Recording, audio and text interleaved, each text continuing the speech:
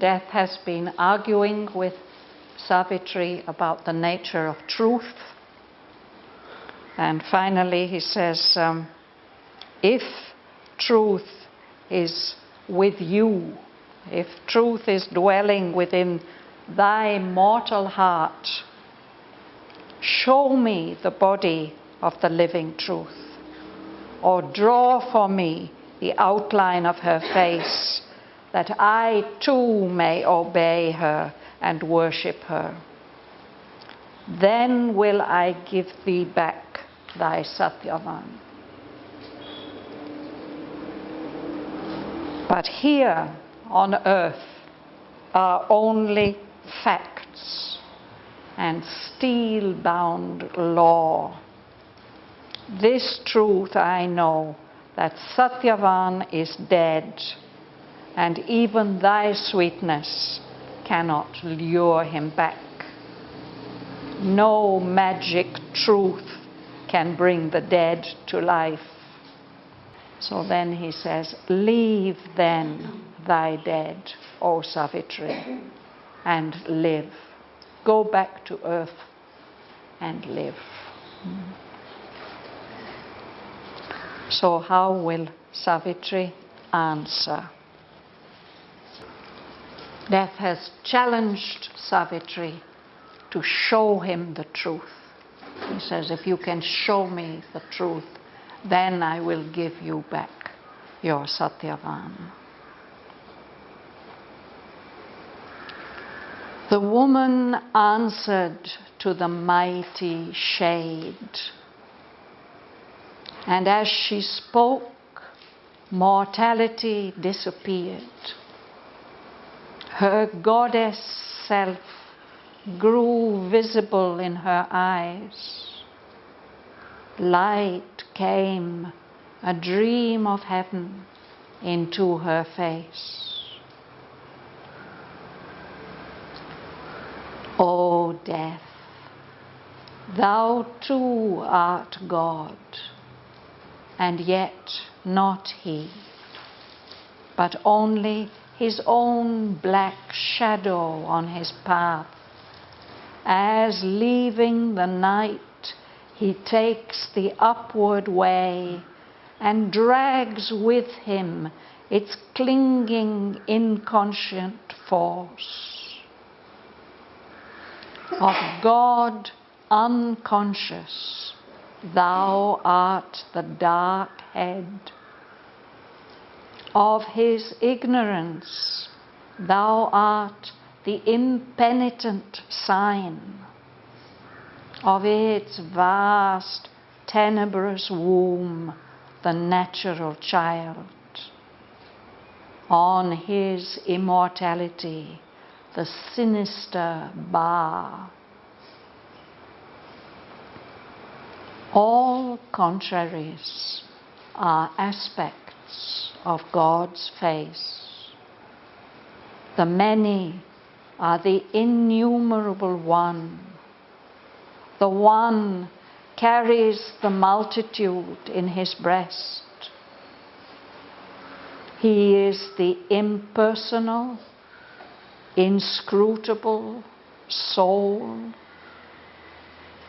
He is the one infinite person seeing his world. The silence bears the eternal's great dumb seal. His light inspires the eternal word. He is the immobile's deep and deathless hush, its white and signless, blank, negating calm.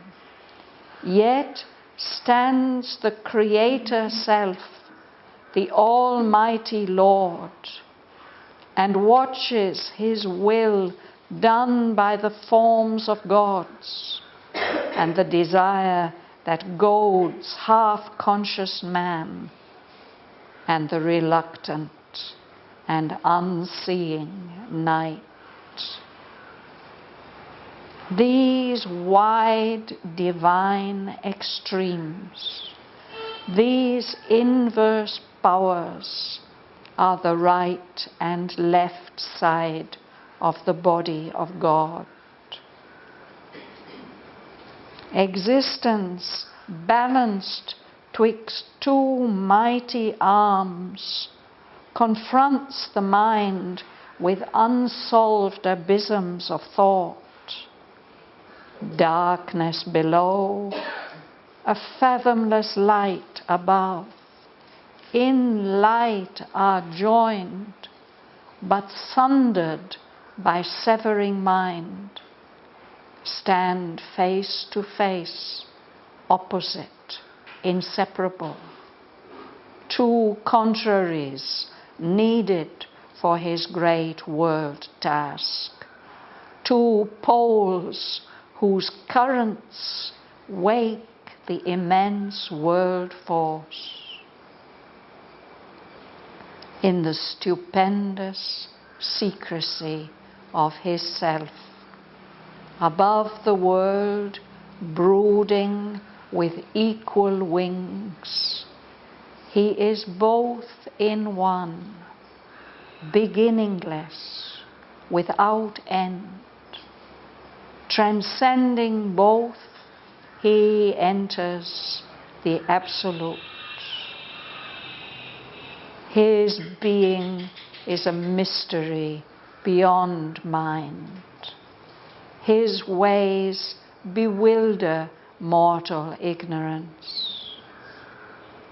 The finite, in its little sections parked, amazed, credits not God's audacity, who dares to be the unimagined all and see and act as might one infinite.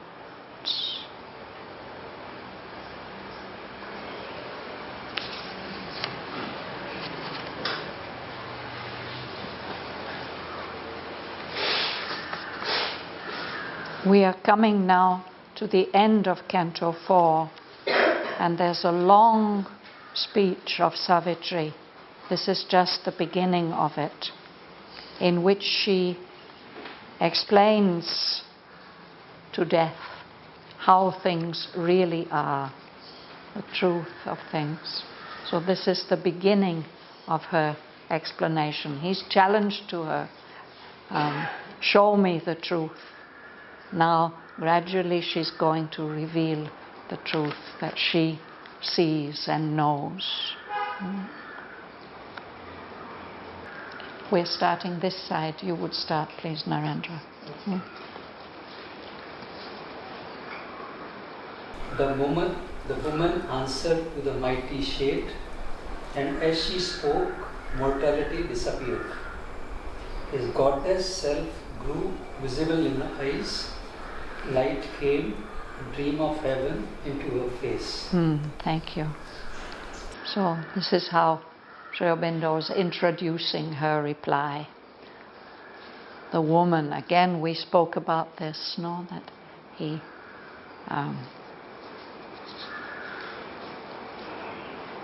she's a woman, she's a human being, but he gives her a capital W. She's a representative of the Supreme Divine Shakti. And she's answering this mighty, this powerful shadow. He's a shadow only, a shade. And as she spoke, her mortality, her human self disappears. She reveals her goddess self. Her goddess self grew visible in her eyes, and light came, a dream of heaven, into her face. Her appearance changes. She shows something of her true and higher self. O death, thou too art God, and yet not he. but only his own black shadow is path. As leaving the night, he takes the upward way and drags with him its clinging unconscious force. This is interesting, no?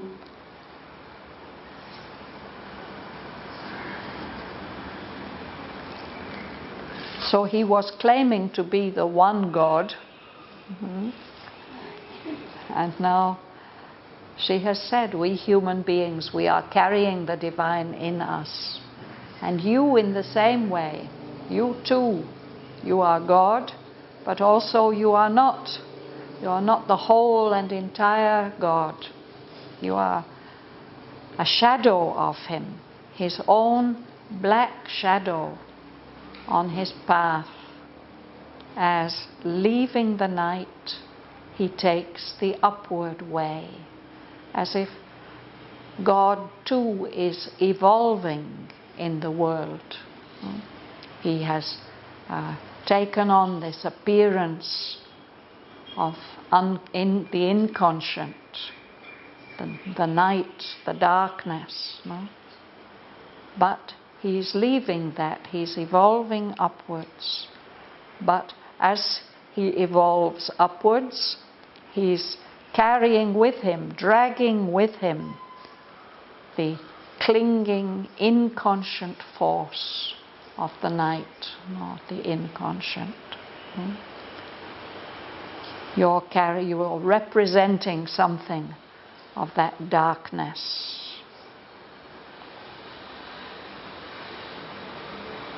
Martin. Of God unconscious, thou art the dark end. Of his ignorance, thou art the impenitent sign. Of his vast, tenebrous womb, the natural child. On his immortality, the sinister bar. Yes. So of God we can say in his unconscious form, you, death, are the foremost part, no? The head, the leader. At the same time, the fact that we believe in you, that is the sign of his ignorance in the evolution. The impenitent sign. Somebody who's impenitent is not sorry for who he is or what he is. So you insist on being what you are. And you are the natural child. This means a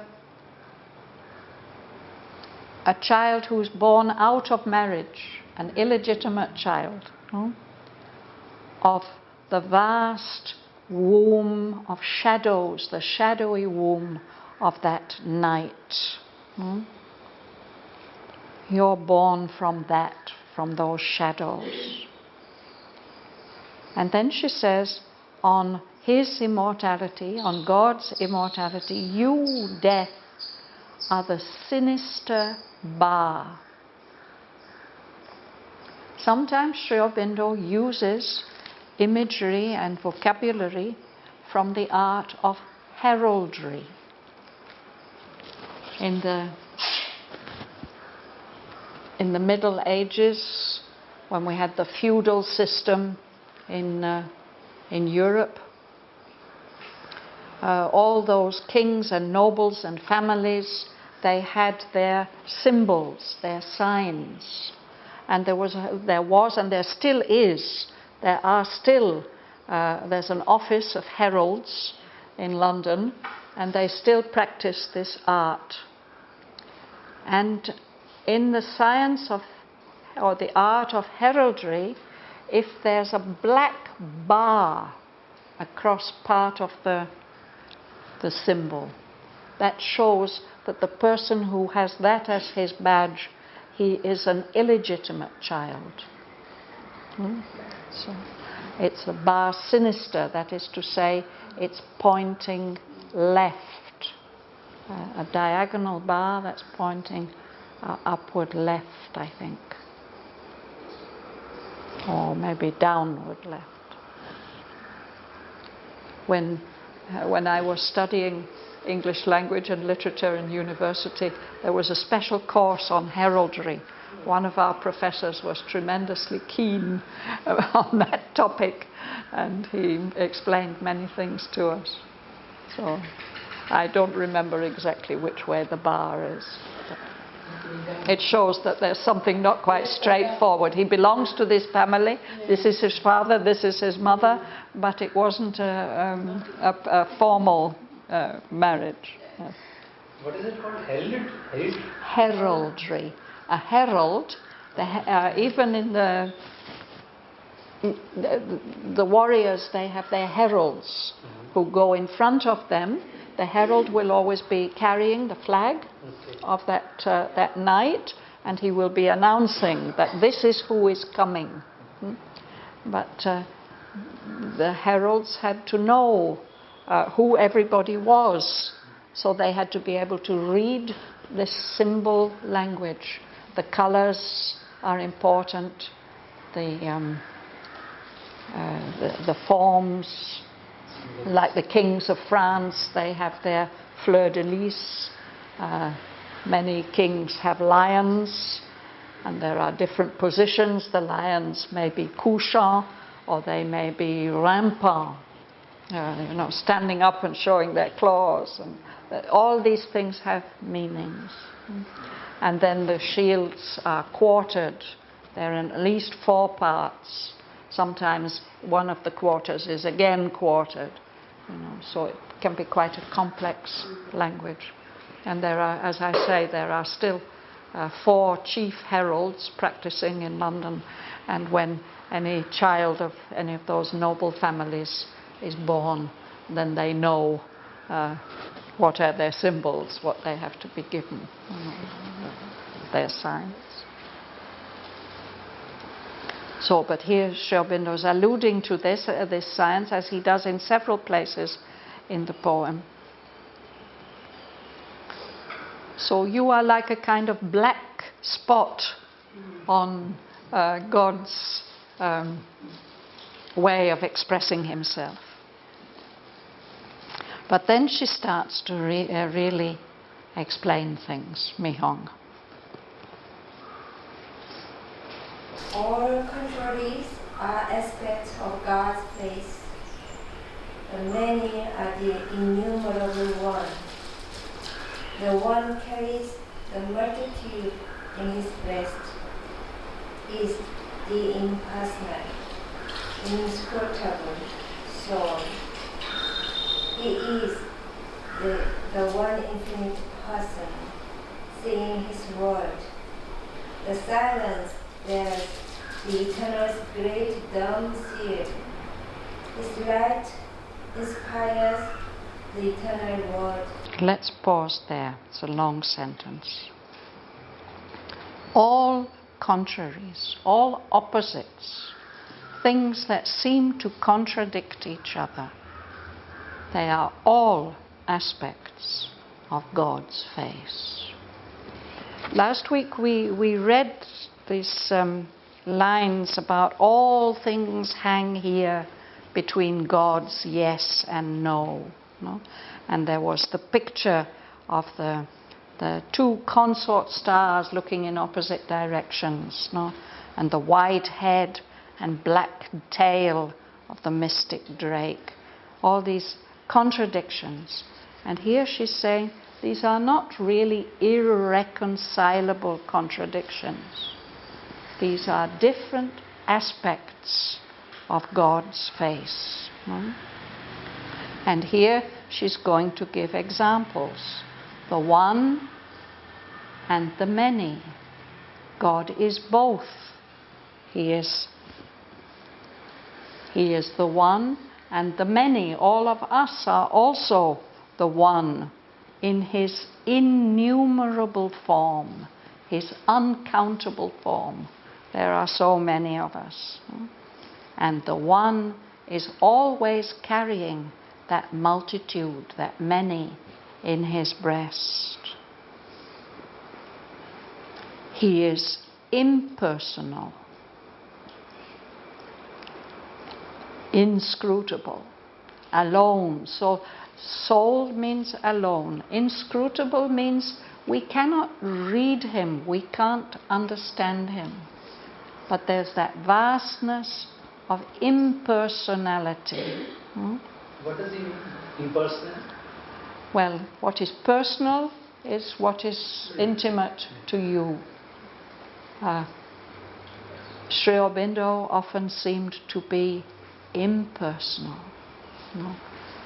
So impersonal can be nirguna, without qualities, but it can also be having all the qualities, but in a not confined to any particular person. Or He considers everybody equal. that's one effect of impersonality. Yes. So God is like that. He's, for example, some people believe in the impersonal God. They don't like to picture him as Vishnu or Shiva or Krishna or Jesus or whatever. No? They say God is above all that, beyond all that personal. And he doesn't relate to us in a personal way as individuals. That is true. But it's also true that he is the one infinite person, the Purushottama, the supreme person, watching his world. It's all his. He says yes to it all and relates to it all. So that's another set of opposites. One and many, impersonal, personal. Then silence and the word. Sri Aurobindo has written a beautiful poem called Beyond the Silence. So he is the silence, beyond everything. But out of that silence, he inspires the eternal word, the word of creation, which gives rise to ideas and beings and happenings and forces. The silence, yes, that silence, it is as if it's been sealed. It's got the mark of the eternal on it. Like we put our rubber stamp. Nowadays, we used to have beautiful seals. Now we have rubber stamps. But his light, his consciousness inspires the eternal word. Then he is the immobiles, the immobile that doesn't move. He's that deep, deathless hush of the unmoving, forever unmoving and unchanging.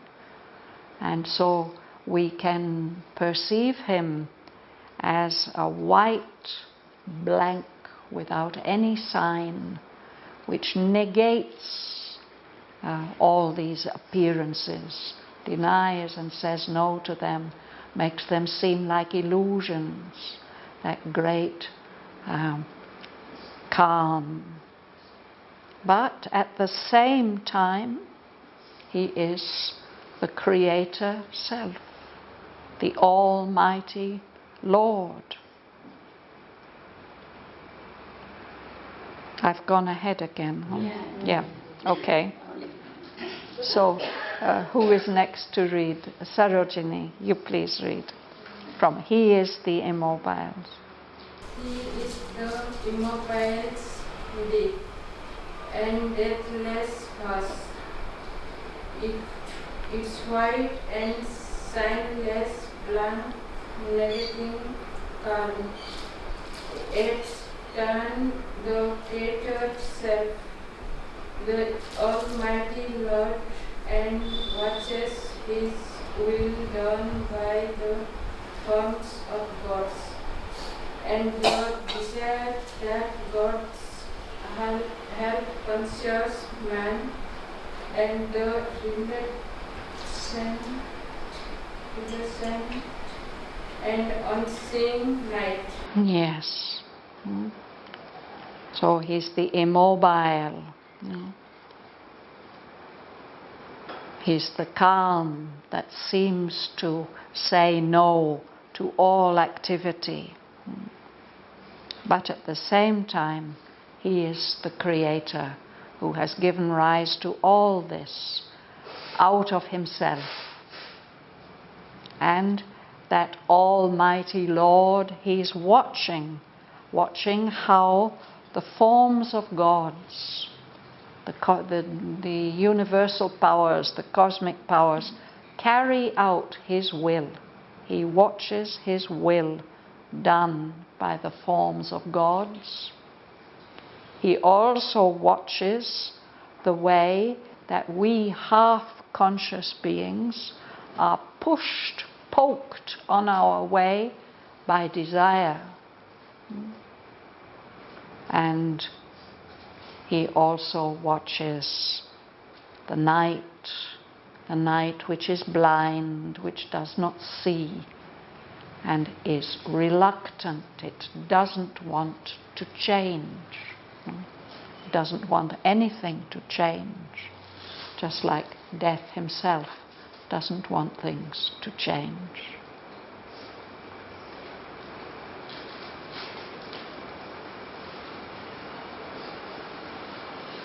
Is it clear? Anybody wants to ask anything?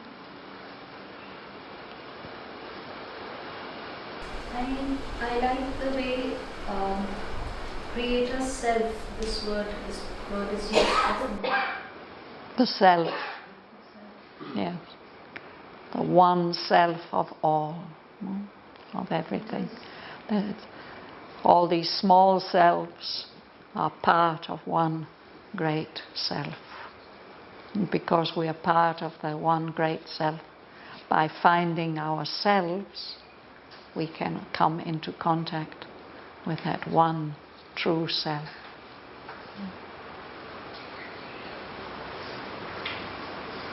Mila, would you read?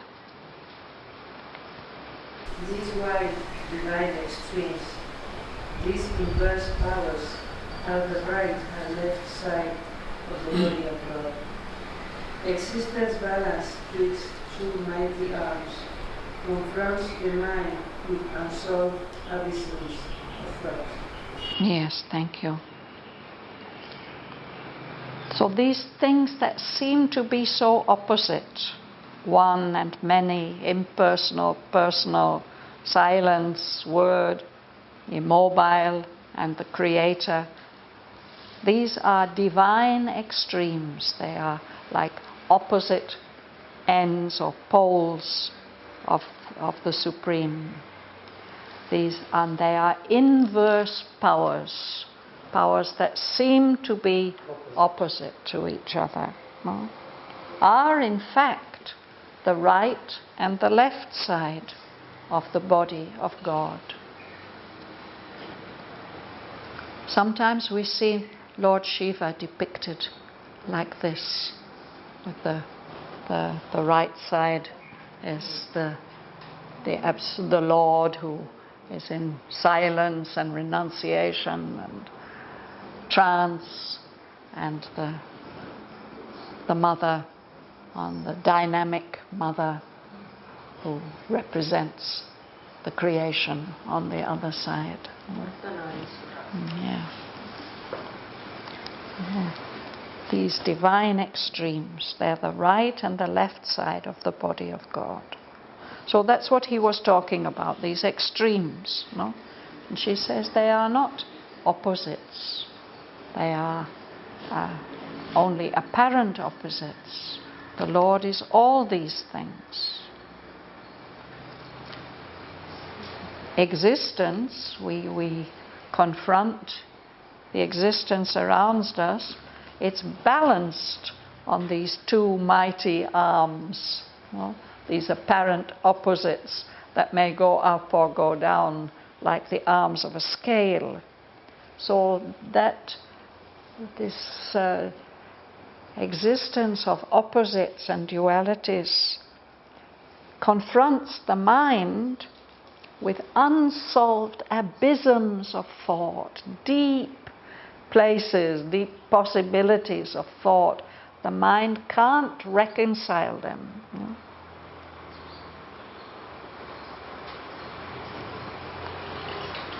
Elena. Darkness below, a fathomless light above, in light are blind, but sundered by severing mind, stand face to face, opposite, inseparable, to contraries needed for his great work task, to poles whose currents wave the immense world force. Yes. So we are confronted with the darkness of death and night and unconsciousness. And above us there's this fathomless light. It's so deep and vast we can't grasp it. In the light it's seen that these are joined. But the thing that mind does is that it divides things, it cuts things, separates them. So in that way the mind cuts these into two opposites and separates them, makes them stand face to face as if they are contradicting each other, as if they're opposite. But they can't be separated. Even though the mind is confronted all the time by opposites, it can't really separate them. Because these opposites are needed for this great creation, this great world task.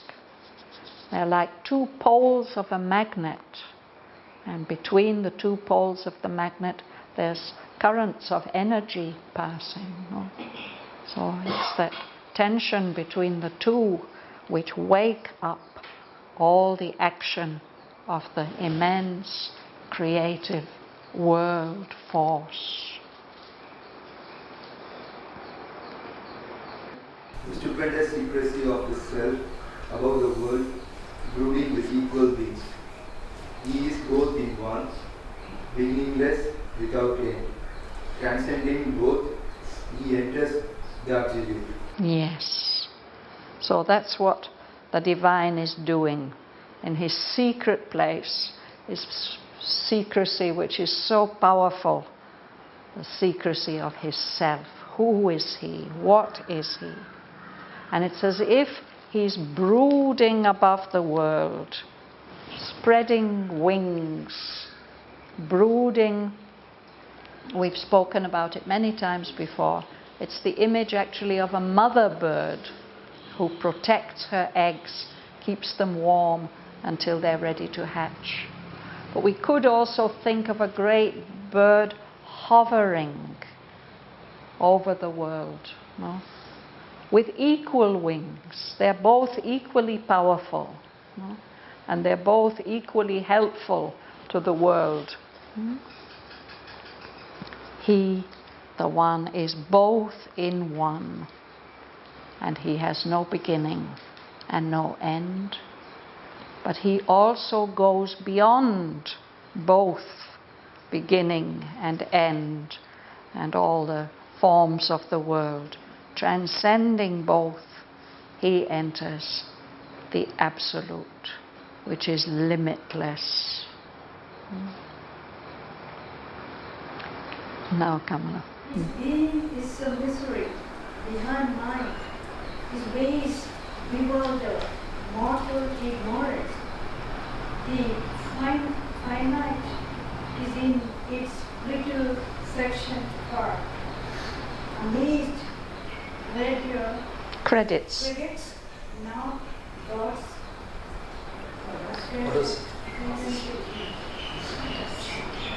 who dares to be though unamazing all, and see and act as a might of one infinite. Yes. So to us, we limited human beings, the divine is a mystery that our minds can't grasp. And the ways that he acts in the world, they just puzzle us. We can't make sense of them. We try, but our mortal ignorance, we can't make sense of the ways of the divine. Because we are finite, we are limited, and we are parked, we are fixed in our little sections, in our little divisions, each of us. So we are amazed. We are amazed also in the sense of being not only astonished, but puzzled. We can't believe, human beings can't believe that God can be so daring, that he can dare to be this, all this, and see all this, and act in the universe as one who is infinite, beyond all limits. I'd like to discuss something. Yes. Like he said, there are two wings, equal, negative and positive, light and Or darkness. personal and impersonal. Yeah, no, I'm talking of like positive and negative. Does it mean that they'll remain equal? We try to be more right and good to be more. Will that not happen? Does it they will always be fighting and equal? No, I don't think that's what it means. In general, Yes, yes. In the evolution, this balance will change.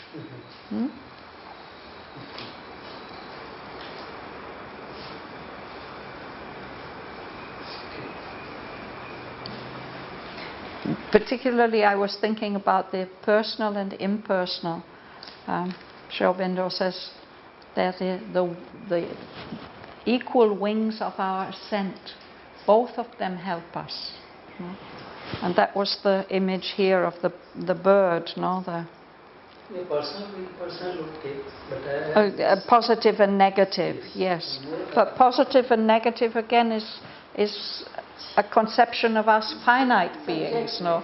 We say, oh, it's good or it's bad or it's true or it's false. But even in the wider sense, she's always saying, or Aurobindo is always saying, that they're equal. I mean, the right and the wrong, or right, black and the white, and positive and negative. Yes, they are. They're in a way equally powerful, no? And they can't be separated. But that's only as long as we are confined to this limited view of mind. Otherwise, in his view, it's not like that. Yes, for sure. Yes, the next line tells it all. Joel.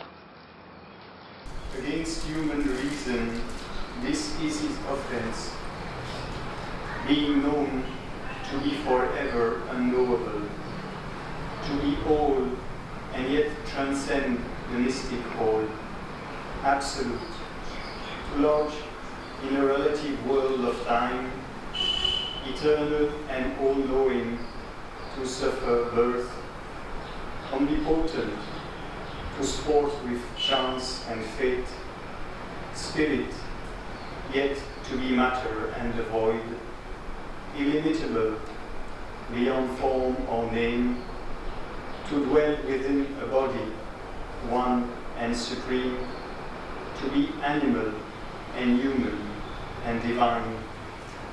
The still deep sea, he laughs in rolling waves, universal, he is all, transcendent, none. Yes.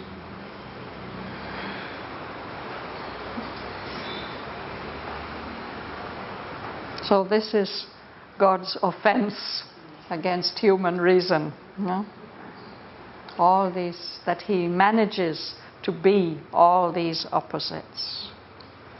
Somehow we can know him, and yet he will still be forever unknowable. We will never be able to know him fully. He is everything. And yet he's transcending all this mystic whole. He's even beyond that. No? He's absolute. And yet he manages to lodge in a relative world of time. He lives here. He finds his lodgings here. No? He's eternal and all-knowing, but he accepts to be born as an individual, to be born and to die. He's all-powerful, but in the world he plays this game of chance and fate, two opposite words for what is perhaps the same thing. He is spirit, and yet he's also matter, and he's also the asat, the void, the emptiness. He can't be limited. He's beyond all form, all name, and yet he does live within a body. He's one and supreme, and he takes the forms of animal, human, and divine. He's all these things. He's like an ocean, a still, deep, unmoving ocean. No? But he also laughs in rolling waves of force. In his universal form, he's all this. But in his transcendent form, he isn't limited by anything.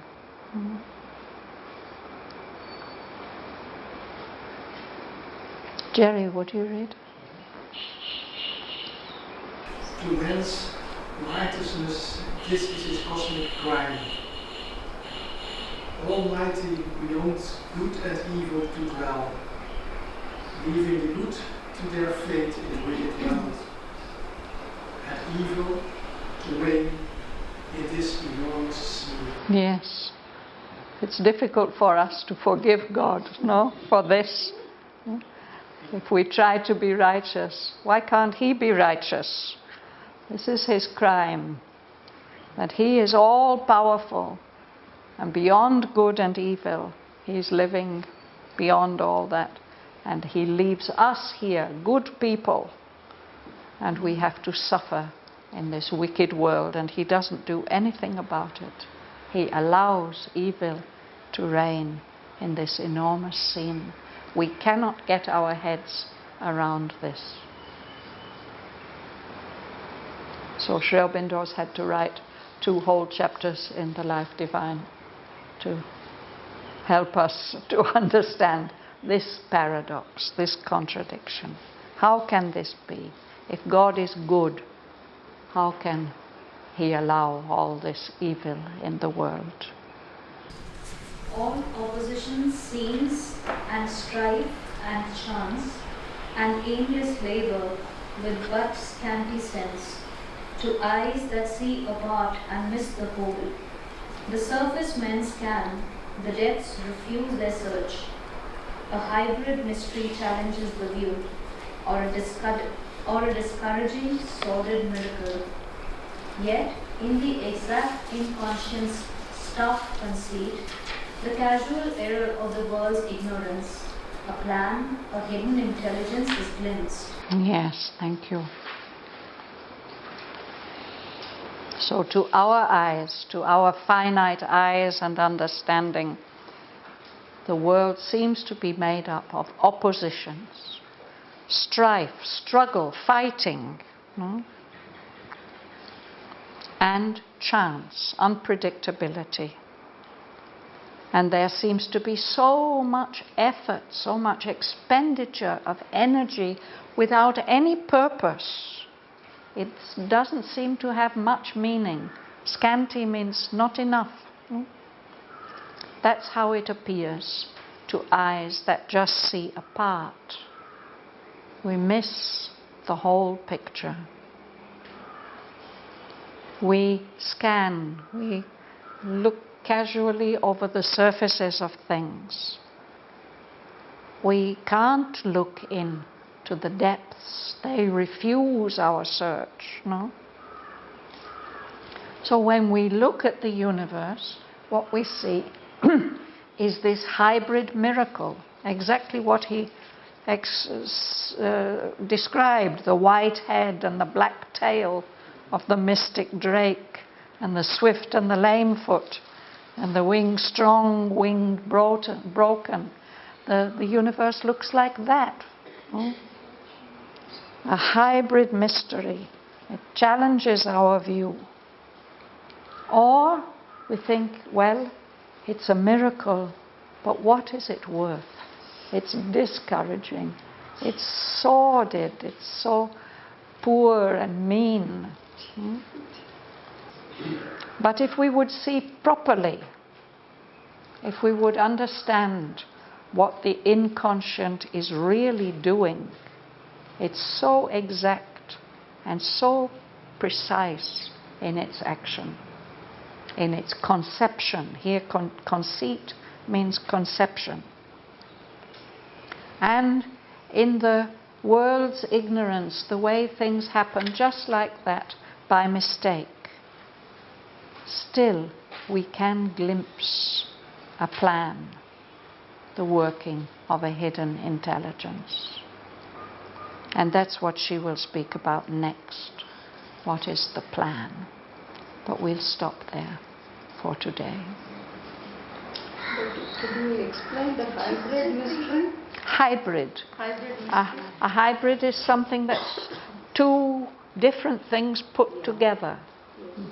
So the world is like that. Opposites acting But together. the mystery, hybrid mystery, why When- joins this mystery? Yes, we can't understand it. It's mysterious to us because it's hybrid, because it seems to us to have all these oppositions and dualities in it, as if things have been grafted together.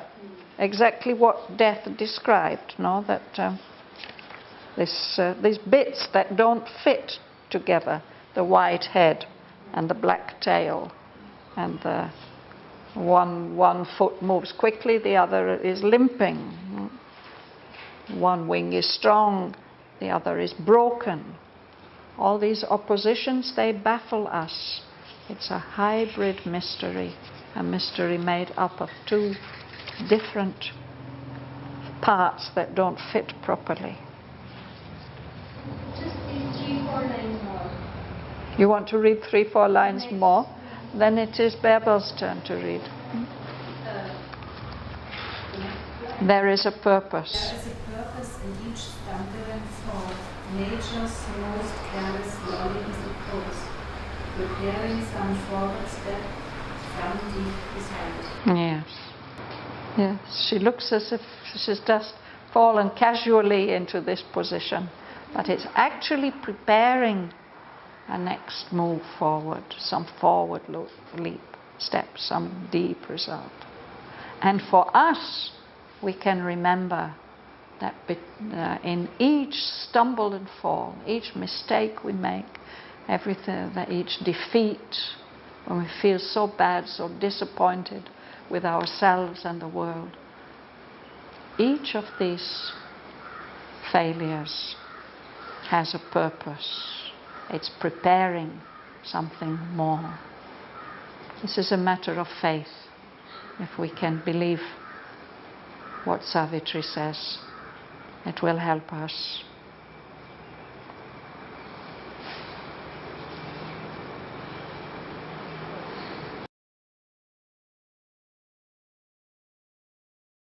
The woman answered to the mighty shade, and as she spoke, mortality disappeared. Her goddess self grew visible in her eyes. Light came, a dream of heaven, into her face.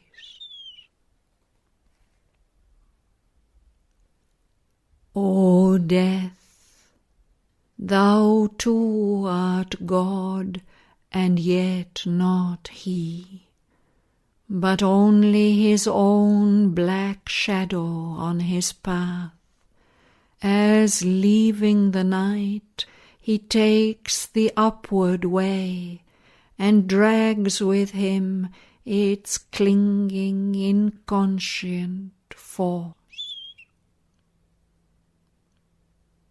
Of God unconscious, thou art the dark head. Of his ignorance, thou art the impenitent sign. Of its vast tenebrous womb, the natural child. On his immortality, the sinister bar. All contraries are aspects of God's face. The many are the innumerable one. The one carries the multitude in his breast. He is the impersonal, inscrutable soul. He is the one infinite person seeing his world.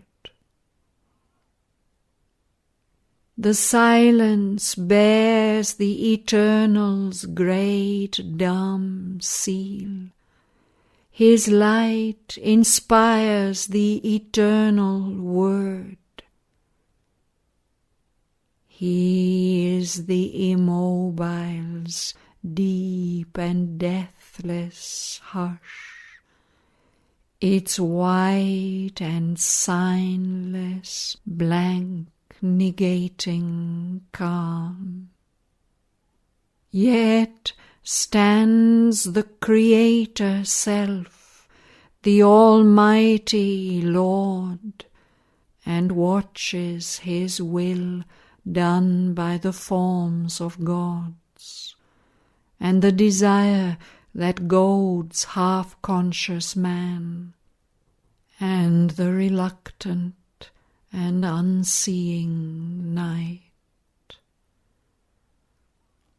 These wide divine extremes, these inverse powers, are the right and left side of the body of God.